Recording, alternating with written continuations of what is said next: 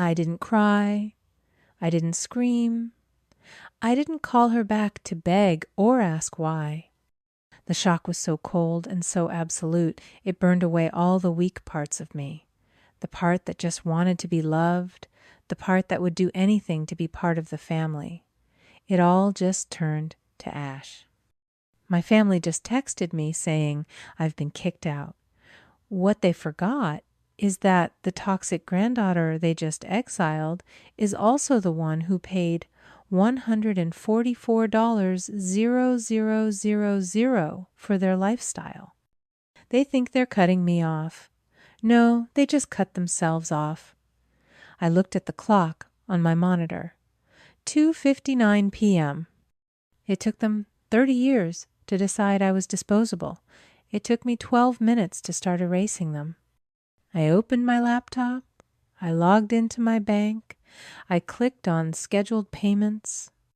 There it was, a transfer for $3,000, scheduled for tomorrow, October 1st. Payee Patricia's Health Fund. I stared at that line item.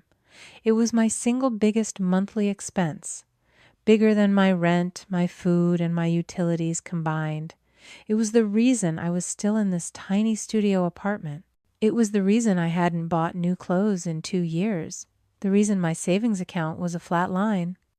This wasn't a gift. This was a tax. It was the good niece tax, the caregiver's clause written in invisible ink on my birth certificate. My mom. She was Patricia's younger sister. When she died, I was 9, and Aunt Patricia took me in. She never let me forget it. She never said you owe me not in those words. She didn't have to. It was in every sigh when I asked for school supplies. It was in the look she gave me when my cousin Samantha, her golden child, got a new car for her birthday, and I got a practical lecture on budgeting. Then, 4 years ago, the calls started. It was her rare illness, a mysterious condition that required experimental treatments and specialist co-pays. She'd cried on the phone talking about how she was going to lose the house, how the medical debt was drowning her. I was 25. I felt the weight of that obligation, the crushing debt of being raised. So I agreed. $3,000 every single month for 48 months. I did the math in my head while the cursor hovered over the cancel button. $144,000. I had sent $144,000 to a woman who just hearted a text message firing me from the family. I clicked the button. Cancel this recurring payment. A small pop-up asked, "Are you sure?" I've never been more sure of anything in my life. I clicked confirm. The screen refreshed. The payment was gone. I leaned back in my office chair, the hum of the server room filling the silence. I didn't feel relief. I didn't feel anger. I felt balanced. This wasn't revenge. It was just accounting. $144,000. I thought about that number as I sat in the dark of my tiny studio apartment. The plaster on the ceiling had a crack that looked like a map of a river I'd never get to visit. My couch, the one I bought on Facebook Marketplace, had a spring that dug into my back every time I sat down. That money was my down payment on a house. It was a new car. It was a trip to Europe. It was a savings account. It was a future. Instead, it was just gone. Paid as a health tax to a woman who thought I was toxic energy. And while I was pinching pennies living on instant noodles and discount vegetables, my cousin Samantha, the golden child, she was thriving. I knew she was. I'd see the pictures. A new car for her graduation paid in full, a condo downtown which Patricia bragged she'd helped her get. I never questioned it. I just assumed I was the one failing. I was the one not working hard enough, not smart enough to have both a life and my family's approval. I know what you're thinking. Why did you do it? Why would you let yourself be used like that for 4 years? Why not just say no? It's a fair question. And the answer is complicated. When you grow up in a house where love is conditional, you learn that your value is tied to your utility. I wasn't the pretty one or the charming one. That was Samantha. I was the responsible one, the good one. That was my role. And I played it because I was terrified of what would happen if I stopped. It's like living in a prison with no bars. You're not physically trapped, but you are bound by invisible chains of guilt, obligation, and the desperate, desperate hope that if you just do one more thing, if you just sacrifice a little more, you will finally be worthy of the love you've been starving for. Psychologists have a name for it: learned helplessness. You're put in a bad situation for so long that you stop trying to escape. You stop believing escape is even possible. You just accept the cage. My aunt had spent 20 years building that cage around me. And that text message, it wasn't a betrayal. It was a key. It was the first time I realized the door had been open all along. The phone started ringing an hour later. Aunt Patricia. I stared at her name on the screen. My hand was perfectly steady. The old Abigail would have answered in a panic heart, pounding, ready to apologize for a problem she didn't even understand. I let it go to voicemail. A text message appeared immediately. Abigail, you've created a terrible mess. They're charging me penalties because of your canceled payment. You need to call me immediately. A mess. I looked at that word. A mess is spilled milk. A mess is not $144,000 of calculated fraud. Another call. Patricia again. I silenced it. Another. Patricia. Another. Samantha. I didn't answer. I didn't need to.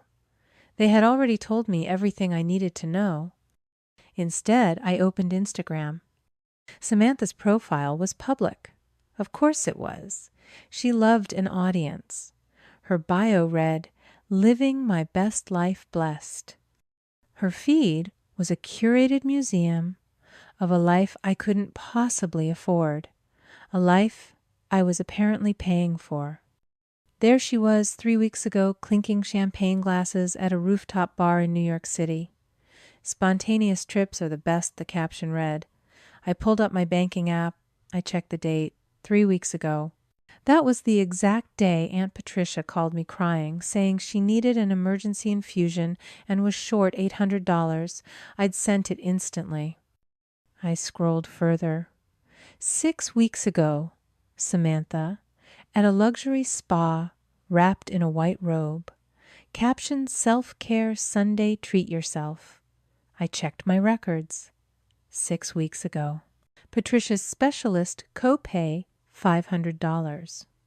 2 months ago, Samantha posing in her new apartment with a designer handbag. So obsessed, Bottega. 2 months ago. Patricia's frantic call about new medication costs. $1,000 straight from my account. It went on and on. A perfect one-to-one correlation. Every desperate, tearful phone call about her health lined up exactly with a luxury purchase, a vacation, a spa day, or a 5-star dinner for Samantha. I wasn't funding her treatments. I was funding her lifestyle. I was paying for the bag she was holding, the champagne she was drinking, the robe she was wearing. I felt the anger, but it was cold, clinical. And in that cold, I finally understood how they could do this. You see, in their minds, they weren't the villains. They had convinced themselves this was justice. It's what I call the normalization of cruelty trap. When you designate someone as the outsider, the other taking from them doesn't feel like stealing. It feels like taking back what you're owed. I was the responsible one, so I was supposed to pay. Samantha was the golden child, so she was supposed to receive. In their twisted family ledger, my sacrifices weren't sacrifices at all. They were just the cost of entry. My money was simply being redistributed to the person who deserved it. They didn't see it as a betrayal. They saw it as balancing the books. I took a screenshot of the spa day, the handbag, the New York trip. I saved them all in a new folder on my desktop. My ledger was starting to look a little different from theirs. I didn't call Patricia back. I didn't call Samantha. When you discover you're the victim of a long con, you don't talk to the con artists. You talk to your lawyer. My best friend Julia isn't just a friend. She's one of the sharpest family law attorneys in Boston. I called her. I didn't cry. I didn't vent. I just stated the facts, the dates, the amounts, the Instagram posts. Abigail, she said, and her voice was even colder than mine. This isn't a family dispute. This is a criminal enterprise. How much did you say you sent them in total? $144,000, I said. The line was silent for a beat. Okay, Julia said. Here's what we do. We don't ask. We demand. An hour later, a formal demand letter was drafted and emailed to Patricia and Samantha. It was calm, factual, and lethal. It listed every single payment I'd made, every date, every corresponding text message about medical care. It gave them 30 days to initiate a full repayment plan, or we would file a civil suit for fraud and financial exploitation. I thought that would be the end of it. I thought I'd have to fight them in court for my money, and I was prepared for that. But I was wrong. That wasn't the end. It was just the beginning. Julia, being Julia, started digging in preparation for the suit. She was looking for assets, trying to see what Patricia and Samantha even owned that we could seize. And that's when she found it. She called me on a Thursday. Abigail, this just got a lot bigger. Your great Aunt Clara. She's 92. Is she in a facility? Yeah, I said. A high-end assisted living place in Brookline. Severe dementia. Why? Because Julia said, and I could hear her tapping on her keyboard, your Aunt Patricia and your cousin Samantha filed a new last will and testament for her 6 months ago. My blood went cold. What her lawyer is Mr. Robert. He's handled her estate for 50 years. Not according to this, Julia said. This new will, filed 6 months ago, lists Patricia as the sole executrix and leaves the entire estate, including that multi-million-dollar Beacon Hill house, to be split evenly between her and Samantha. I felt sick. But she doesn't even know who I am half the time. It gets worse, Julia said. The will specifically names you. To my grandniece Abigail I leave nothing, as she has been adequately compensated during my lifetime. Compensated, I whispered. I haven't taken a dime from her. I've been paying. I know, Julia said softly. They were using your money to fund their lifestyle while simultaneously writing you out of the will. It's diabolical. But I've already called Mr. Robert. Mr. Robert, the original lawyer, was furious. He confirmed the original will, the one my great-aunt Clara signed 5 years ago when she was perfectly lucid. The will that left everything, the house, the investments, the entire legacy, to me. He'd been trying to contact Clara for months, but Patricia, as her health care proxy, had been blocking his calls, saying Clara was too frail for visitors. He said the signature on the new will looked off, but he had no proof. I think I can get some, I said. The call came that same night. A blocked number. It was a woman named Megan. Are you Abigail? She asked, her voice trembling. I used to be a nurse at Clara's facility. I was fired last month for violating patient privacy. What happened? I saw what your aunt did, she whispered. I have proof. I copied the security footage before they could delete it. We met an hour later at an all-night diner. Megan handed me a USB drive. They did it at 3 a.m., she said. They thought no one was watching. The director, he's in on it. He fired me when I reported it. I went home. I put the drive into my laptop, and I watched.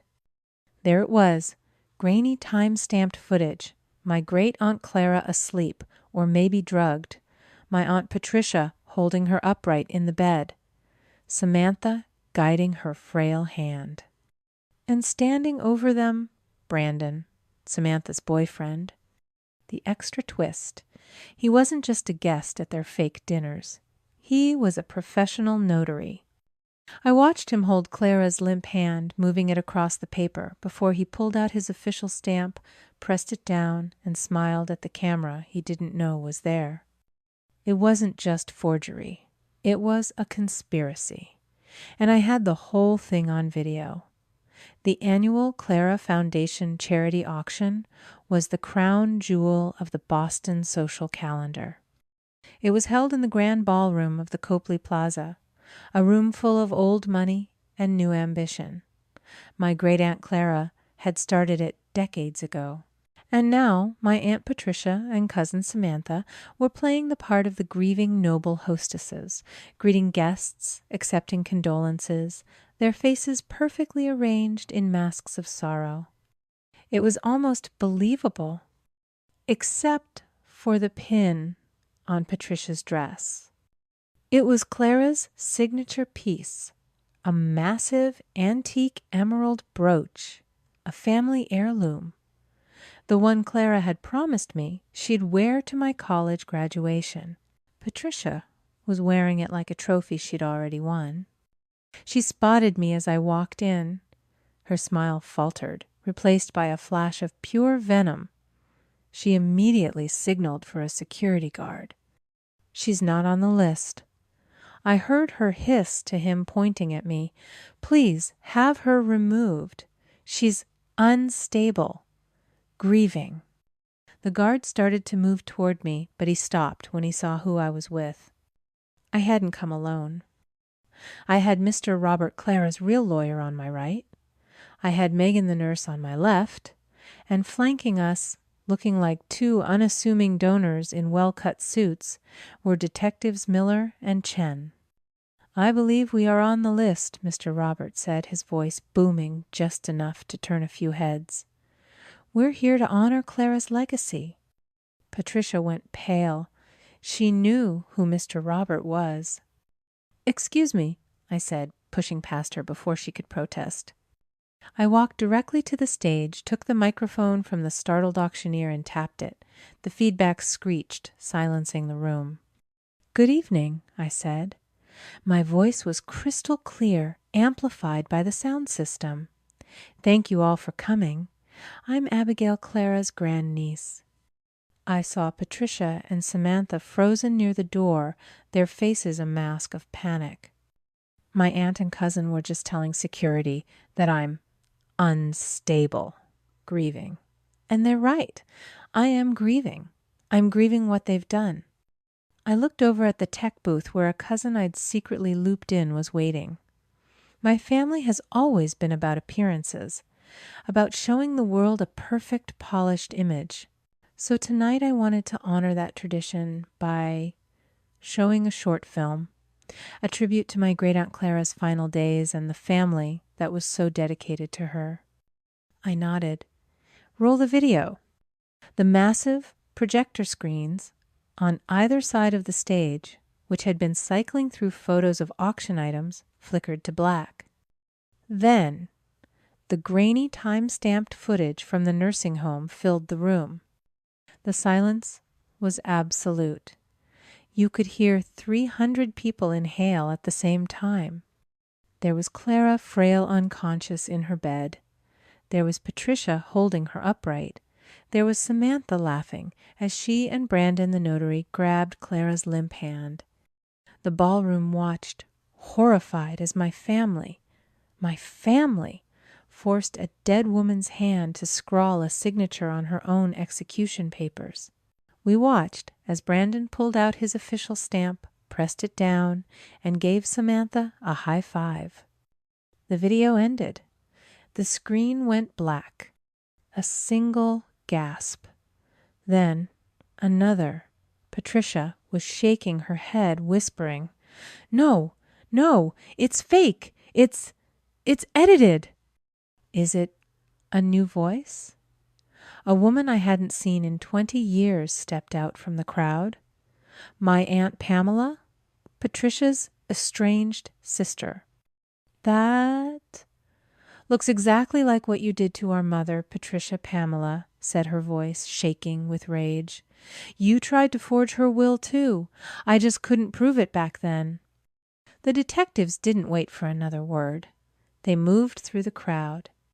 Patricia Samantha Brandon, Detective Miller, said, his voice calm but final.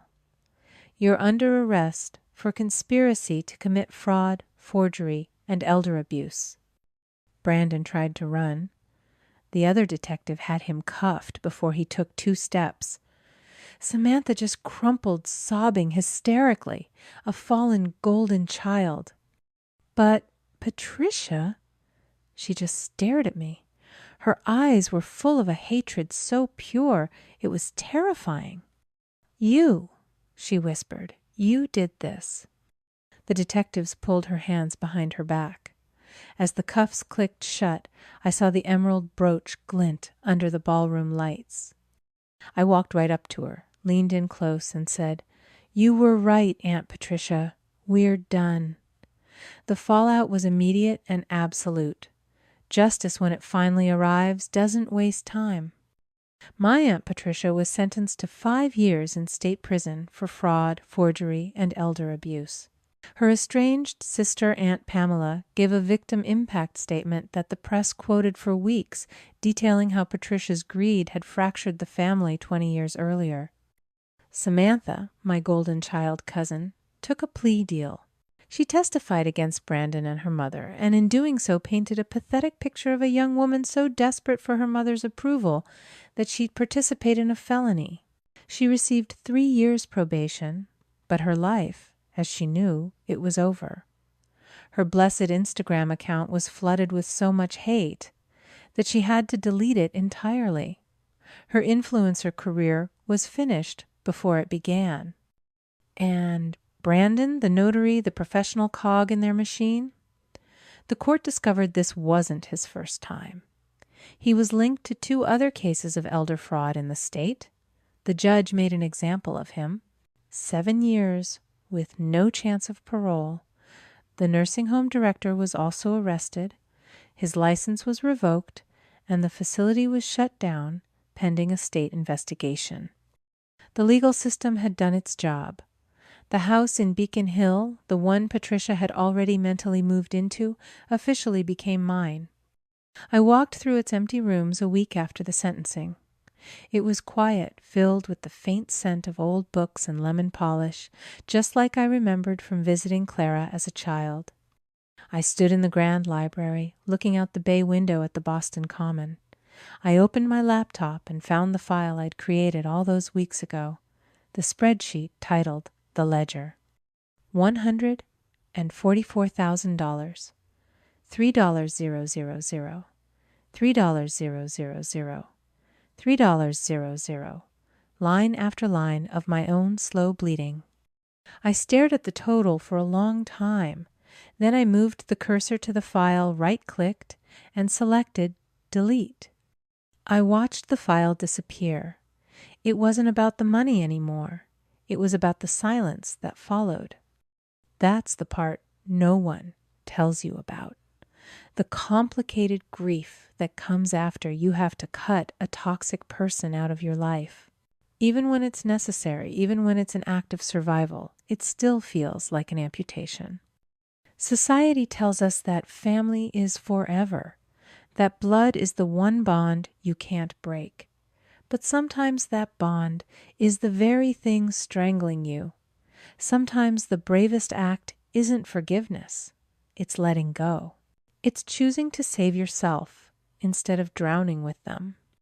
It's not an act of hate, it's an act of self-preservation. It's giving yourself permission to stop bleeding for people who have proven they will never stop cutting you. It's the moment you stop mourning the family you wished you had and start building the life you actually deserve. A month later, I established the Clara Foundation. Its mission was simple: to provide free legal and financial advocacy for the elderly, protecting them from the exact kind of fraud that Patricia and Brandon had perfected. Megan, the nurse who risked her job, now sits on its board of directors. Mr. Robert handles the legal work pro bono. I didn't just inherit a house, I inherited a responsibility. My family thought I was the toxic energy. They thought I was the one who needed to be cut out. But now I'm the one who remains. I'm the one honoring our family's true legacy while they sit in cells remembering the day they underestimated the responsible one. If you've ever felt like the Abigail in your family, know that you're not alone. Share this story if you believe in the power of truth.